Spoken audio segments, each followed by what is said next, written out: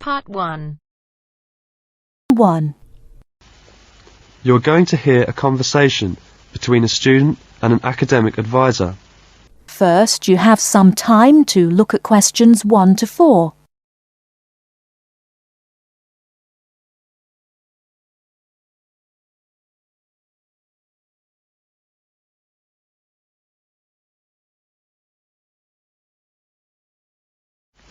Hello there, you must be Jane. Please come in. My name is Mrs. Dunstan. Hello, Mrs. Dunstan. Pleased to meet you. All right now, let's see. Now, you're interested in attending university in Canada, is that right? Yes, and I have a lot of questions to ask you. Okay, but before I begin to answer your questions, I need to ask you a few questions first.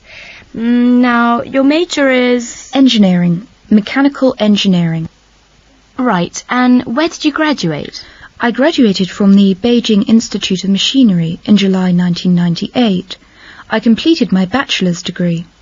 Okay, now, I'm assuming you'll want to continue studying in that field, am I right? Actually, I'd prefer to do an MBA if possible. But if I have no other choice, then I'll continue in mechanical engineering. Okay, now, are you familiar with the requirements for an MBA degree? Yes. Before you hear the rest of the conversation, you have some time to look at questions 5 to 10.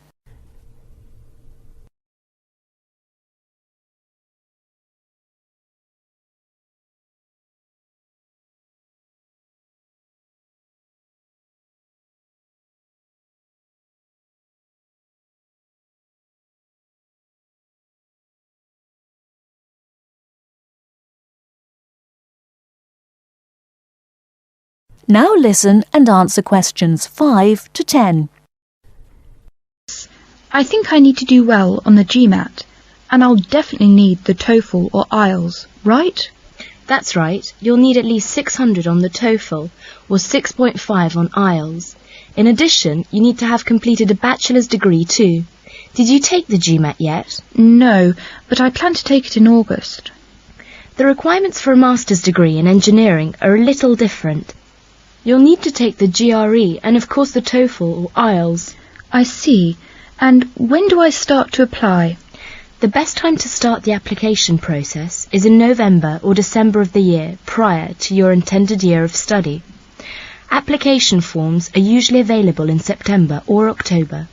Which schools in Canada offer the MBA degree? Of the approximately 50 universities in Canada, 20 offer an MBA. Here's a small booklet summarising Canadian university programmes.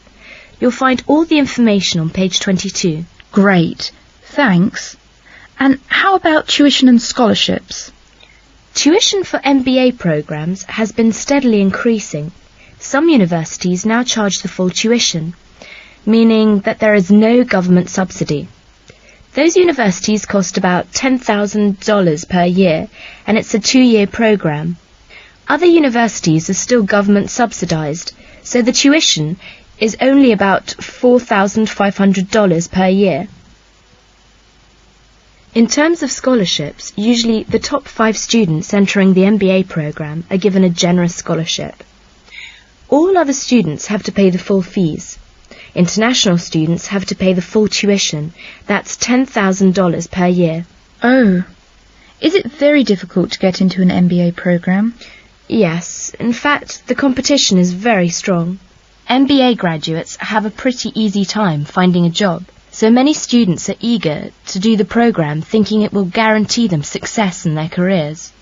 Well, it sure does sound like an excellent way to start a promising future. What is the school year like? Classes begin in September each year and finish before Christmas. They resume after New Year and finish at the end of April. And after April? Why, that's your summer holiday. Sounds great. I want to thank you, Mrs. Dunstan, for all your help. I really do appreciate it. You're very welcome. And if you have any other questions, please feel free to contact me. You know my number, right? I sure do. Thanks very much. Goodbye.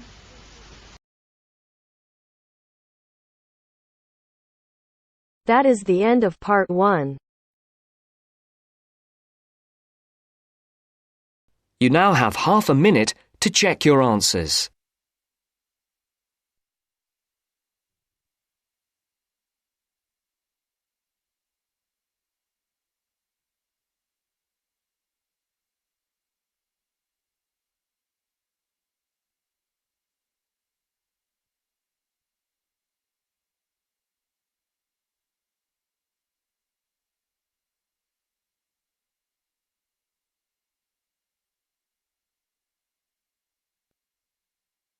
First, you turns to have some part 2. time to look at questions Part 2. 11 to 16.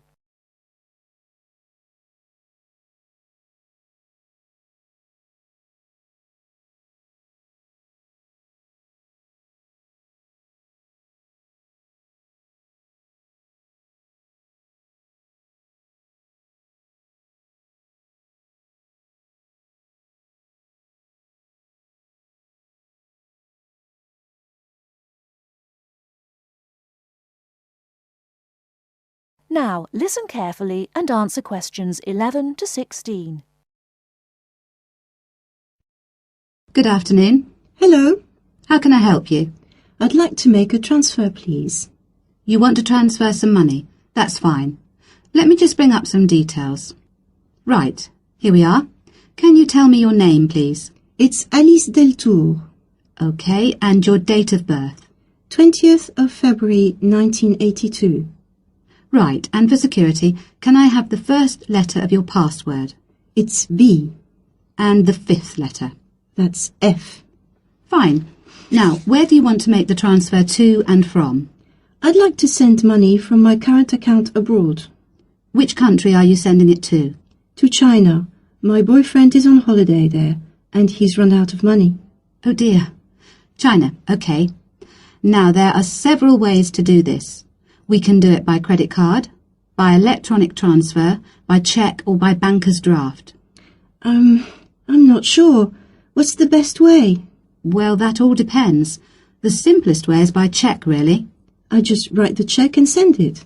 Yes, but it can be very slow and take a long time for the money to clear, between 3 to 4 weeks. How soon do you need the money to get there? I'd like it to get there in the next couple of weeks. So really, sending a cheque is going to be too slow. Yes, I think so. Let's look at electronic transfer then.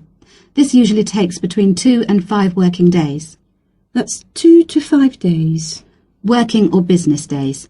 If you send it on Friday, it will get there the following Friday at the latest. I see. That's much better. Yes, but we do charge a fee for this. We charge a flat fee of £21, and on top of that, the receiving bank may charge a fee, and an agent may also charge you for transferring the money between banks. So, how much is it altogether? We can't give you an exact amount. You need to check it with the receiving bank and any agents that they use. I see. Also, you can send it in sterling or dollars from here, but there will be an additional fee depending on the exchange rate when you convert it into renminbi.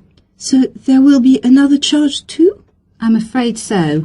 Does it make any difference if I send it in dollars or sterling? It could make a difference according to which currency has the best exchange rate. The other difference is this. If you send dollars, the amount goes through the US clearing system. We send the money to our branch in London. They then send it to our branch in New York, and the New York branch sends it to the bank in China. It goes all around the world then.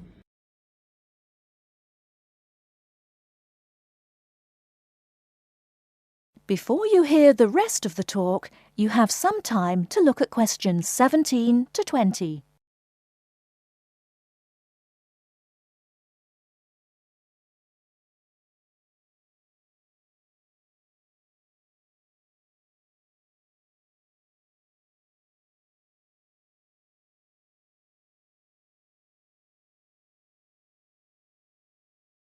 Now listen and answer questions 17 to 20.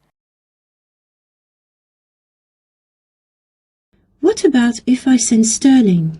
In that case, we send it to our branch in London. From there it may go directly to China, unless the bank in China has an agent in London, in which case we transfer it to the London agent, and they send the money on to China. So how do I proceed with the transfer? OK, first we'll need some details about the beneficiary from you. The who? The beneficiary, the person receiving the money. OK, what do you need to know? We'll need the full name of the beneficiary and their account number. OK. You need to tell us the name of the bank in China and the address of the branch. We also need the bank's sort code and the SWIFT number. What's a SWIFT number? Basically, it's an interbank code. It helps banks identify each other through a unique code number. OK, and that's spelt? SWIFT, SWIFT. And the final thing we need is the reason for sending the money. You need a reason from me? I just told you my boyfriend's run out of money. Well, we don't need a reason. The receiving government needs to know why the money is entering the country, and we have to be able to tell them. Okay, so from me you need the bank's name, the address of the branch, the sort code and SWIFT number, the beneficiary's name and account number, and a reason for sending the payment. Yes, that's correct. Okay, so I'll check these out and come back to you with them so we can go ahead with the transfer.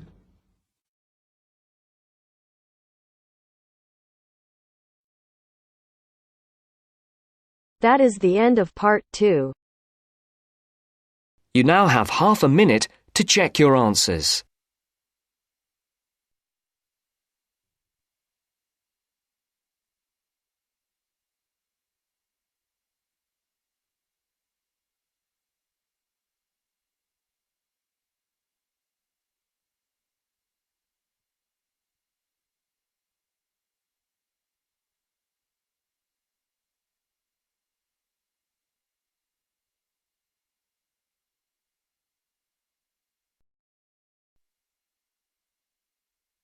Now turns to part 3.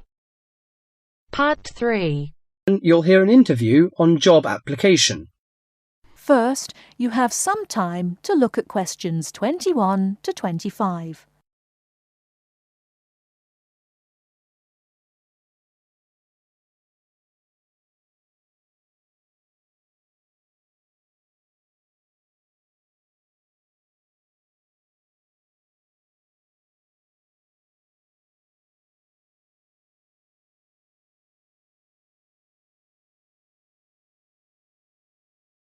Now listen carefully and answer questions 21 to 25.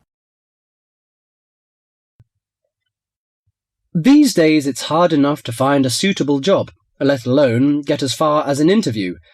Dozens of people every day send off their curriculum vitae or application form and wait hopefully to be summoned for an interview.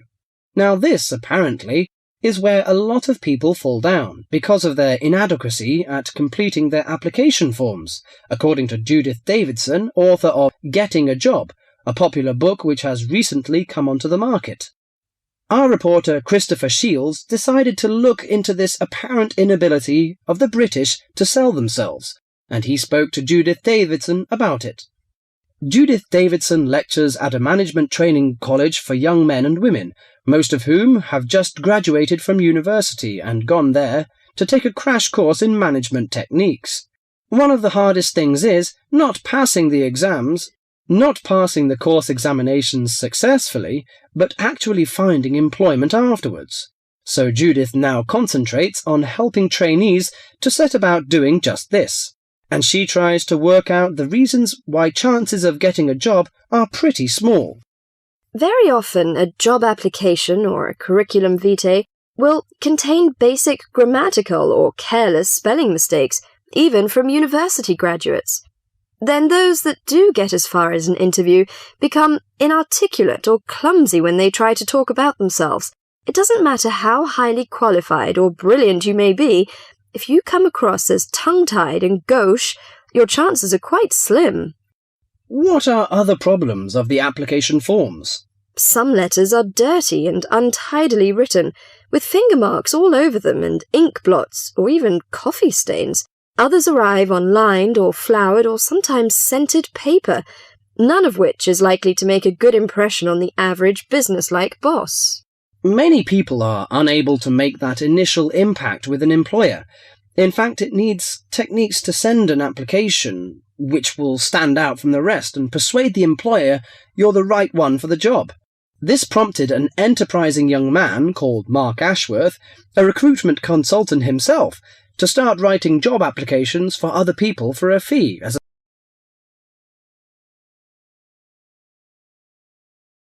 Before you hear the rest of the talk, you have some time to look at questions 26 to 30.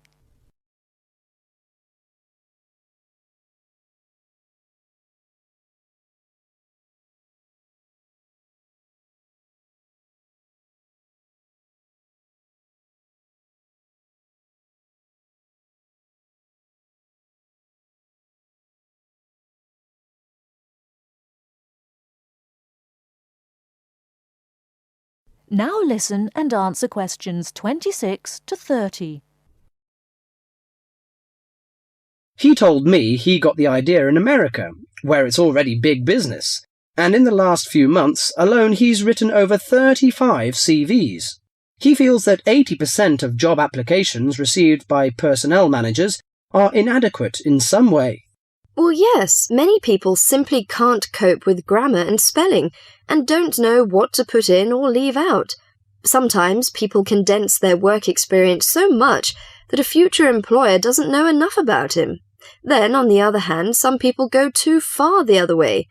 To give you an example, one CV I once received in my recruiting role was getting on for 30 pages long. Mark has an initial interview with all his clients in which he tries to make them think about their motivation. He can often exploit these experiences in the CV he writes for them and shows that they have been valuable preparation for the job now sought. He also believes that well-prepared job history and a good letter of application are absolutely essential. Among the most important aspects of applications are spelling, correct grammar, content, and layout. A new boss will probably also be impressed with a good reference or a letter of commendation written by a former employer.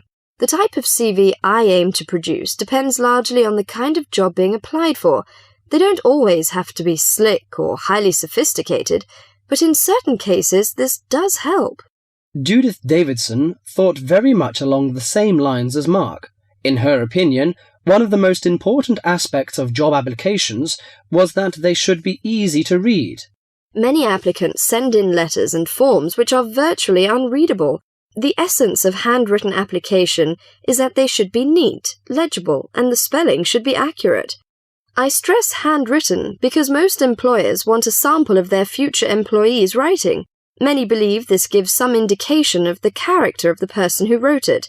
Some people forget vital things like putting their own address or the date. Others fail to do what's required of them by a job advertisement. Judith believes that job seekers should always send an accompanying letter along with their application forms, stating clearly why their qualifications make them suitable for the vacancy. Personal details have no place in letters of application. I well remember hearing about one such letter which stated, quite bluntly, "I need more money to pay for my flat." No boss would be impressed by such directness. She added that the art of applying for jobs successfully was having to be learnt by more and more people these days, with the current unemployment situation.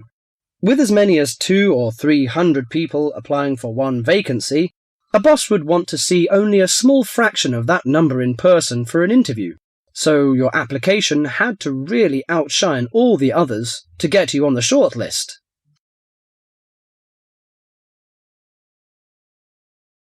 That is the end of part 3. You now have half a minute to check your answers.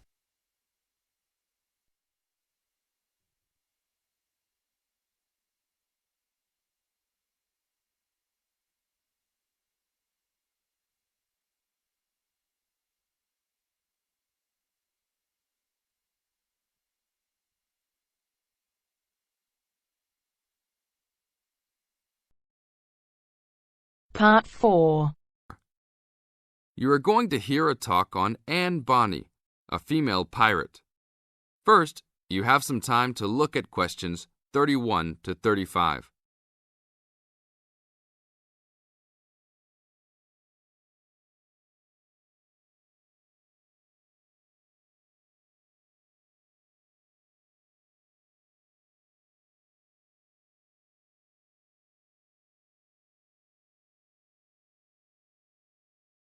Now listen to the tape and answer the questions. Anne Bonny was one of the 2 most famous female pirates. She sailed on the crew of Calico Jack Rackham. Anne was romantically involved with Calico Jack, but she could be counted as nonetheless as fearless as any other pirate. She was born in County Cork, daughter of an attorney and his maid. The lawyer left Ireland in disgrace, but found fortune in the Carolinas. There, he amassed a fortune and bought a large plantation. A ne'er-do-well pirate sailor named James Bonny married Anne in an attempt to steal the plantation, but Anne's father instead disowned her. Bonny then took Anne to the Bahamas, where he turned informer to Governor Woodes Rogers, turning in any sailor he didn't like as a pirate for a handsome reward.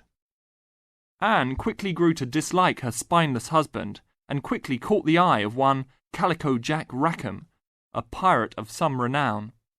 Governor Rogers had recently passed an amnesty for pirates, which left Bonny out of work. The admiration between Anne and Calico was mutual.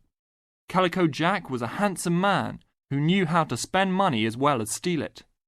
Anne was a well-endowed lass with a fiery spirit and a temper that matched that of any man. In any event, Calico offered to buy Anne from Bonny, but Bonny instead took the matter up with Governor Rogers, who said that Anne was to be flogged and returned to her true husband. That night, Calico and Anne slipped out in the harbour, stole a sloop, and began a life of piracy together.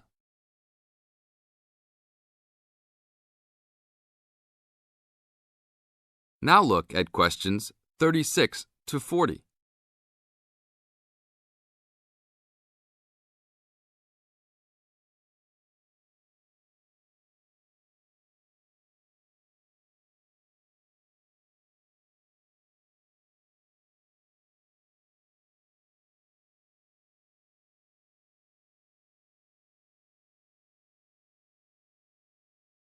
Questions 36 to 40. Anne fought in men's clothing, was an expert with pistol and cutlass, and considered as dangerous as any male pirate. She was fearless in battle, and often was a member of any boarding party. In October of 1720, retribution was close at hand. The governor of Jamaica, hearing of Calico's presence, sent an armed sloop to intervene and capture the captain and crew. Calico's ship, Revenge, was caught by surprise, and much to Anne's dismay, the pirates fought like cowards and were taken far too easily. Anne and Mary Read were also captured, but, upon capture, confessed their sex and pleaded to be tried separately after they gave birth. Both women were pregnant at the time. Both received separate trials from the men, but were still sentenced to hang. Mary Read escaped the hangman by dying from fever while in jail. Anne, however, received several stays of execution before mysteriously vanishing from official records. It is believed that her father, who had contacts in the island, forgave his daughter for her acts and ransomed her back to the Carolinas, where she assumed a new name and a new life. That is the end of part 4. You now have half a minute to check your answers.